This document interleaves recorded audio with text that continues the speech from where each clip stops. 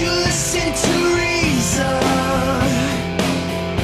Will you open your eyes? Go to Trevor in Washington. Hey guys, how you doing? Hey, how you doing? Okay. You can hear me, that's cool. Well, Makes the show easier. yeah, got some biochemical challenges for you guys. You guys like working in the science realm. I hope one of you guys has. Why would you call and challenge us on biochemistry? Are we biochemists? I don't like working in the realm of science. If I did, I would work in the realm of science. Yeah, but I don't. and I didn't really start doing the show. You guys need an alternative to God. You guys need Why? some reason that everything came about. Right? Wait, what? You don't need an alternative to something that doesn't have a basis in itself. Well, you guys need. Do I need an alternative to fairies? I mean, There's a Matt there at least believes in evolution. Sorry, what? he says you believe in evolution. Of course, because I'm not, you know. All right, I have challenges for evolution if you want to hear them. Not really. Okay, see, you seem to not understand that this is irrelevant to whether or not a God exists.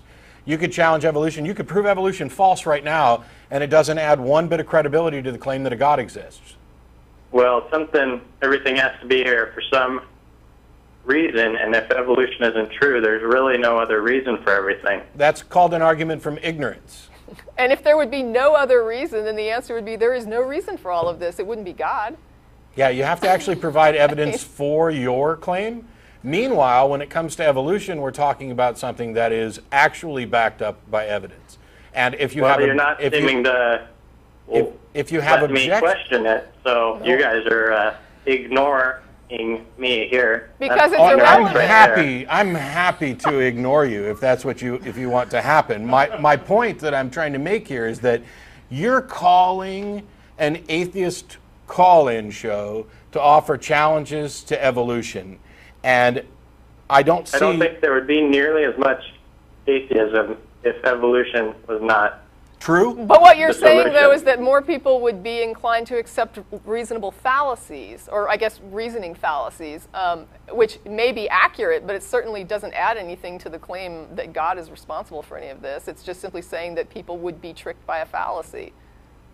I mean, and they probably would be, but that doesn't mean that it doesn't make it an ounce more valid. Well, evolution is a fallacy, and I used to believe it. I actually lost. But it has nothing to do with my God. faith in God because of evolution. That's up to you. I mean, believed that's evolution ridiculous. before, First and of all- you can say it's not relevant. First of all, if you lost all of your faith in God because of evolution, you had bad reasons. Yes. It's, you know, the fact that you believe something for bad reasons or stop believing something for bad reasons doesn't say one bit about whether or not it's actually true. And second of all, I'm assuming that you're going to say that you've since discovered that evolution is false, which means that your ability to process information and determine what's believable is seriously flawed, and you are flip-flopping on big questions, all based on fallacies. I think you guys have a funny thing going here that kind of twists the argument, avoid things you know you can't win. The opposite. No. The opposite of God is not evolution. Okay. No, but you do need a solution. No, No, you you don't. don't. All this No, stuff exists. you don't. We are not exactly simple beings. You might see an arm and a leg, but it's a little more complicated. You're on hold.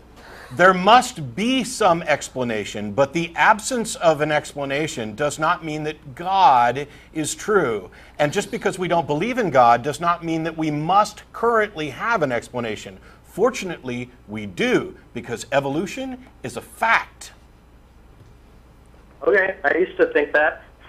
I used to be correct. haven't met anyone that was more into evolution than I was. Well, then but I disbelieve evolution currently. You Fine. never- I will continue to But that is disbelieve not. evolution. That's not a reason to believe in God. Okay, why don't you No, believe? it's not. Why don't you Thank believe? you. He just Why said it's don't you not. believe that? Okay, why don't you believe that evolutionary theory, that the natural selection? Well, first of all, let me ask you this, because you say you used to believe in evolution. Evolution is a fact. It's an observed fact, and then there is the theory of evolution by natural selection.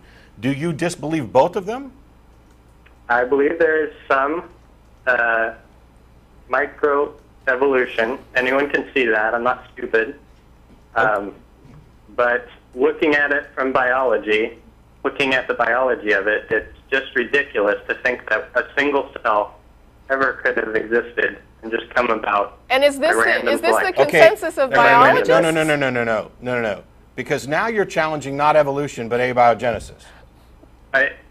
Well, abiogenesis You know is what? the root of evolution. It's the beginning. You know what? You say you never met anybody who was more into evolution than you. Maybe you should go out and meet some of those people because they represent the bulk of scientists who are actually working in this field and understand it. You know what? I understand evolution. Not if your challenge is that you simply don't believe abiogenesis. If that's your reason for dropping all of the observations, the facts about change in species, then you don't understand what you're talking about. You have to get that first cell. Yeah. And I also have reasons to doubt every other point of evolution, or most of them, and they're very sound and logical reasons. Okay, where's your Nobel Prize? Where's It's not a joke. I don't need one. Oh, but I do. Yes. Because you're claiming that you have information that would turn all of biological theory on its head. How about you let me say it and you decide for yourself? Sure. I'm not a biologist, but I'll go for it. I'll give you 60 seconds. Go. Oh yeah, let's answer the hardest questions in the world in 60 seconds. I could hang up if you'd Real prefer. scientific. I'm I just don't amazed think we have so. a guy on the phone who can Okay, answer the bye. hardest questions in the world. Bye. It's not my job to waste as much time on the show as you would like us to waste. I'm sorry that your personal opinions don't match with the established science, but the armchair evolution denier who thinks that he's found the arguments that trump all of evolution, who calls into an atheist show and even after being told that it's irrelevant to the subject of this show, continues on, is an idiot. Why haven't you published? Oh, the scientific community just won't listen to you. Because you're an idiot. How hard was that? We tried to say it wasn't. Anyway, even if you could disprove evolution, it wouldn't prove your God, which means all of your position is based on a fallacy. But the fact that you can sit there and say, oh, I used to be really into evolution, and I know all about evolution, and now I just can't believe it, and I'd like to give you my reasons.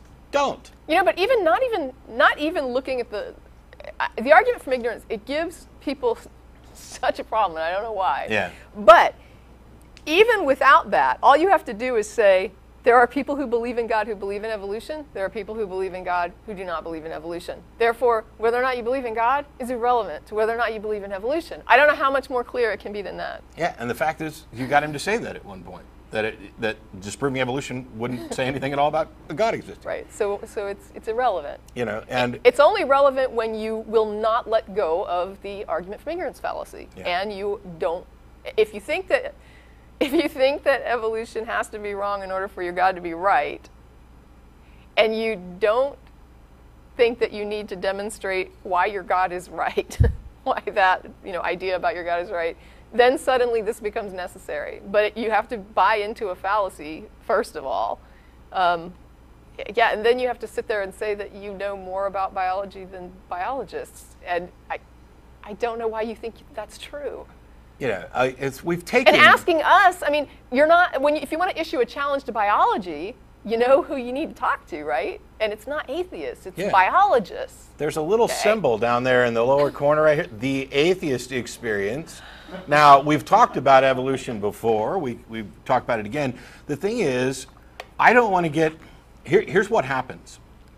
You have apologists in particular who run around thinking that if they can trump random atheist X on subject Y, they can then pimp this out to the believers of, look, I stumped the atheist and therefore God, which is just another fallacy.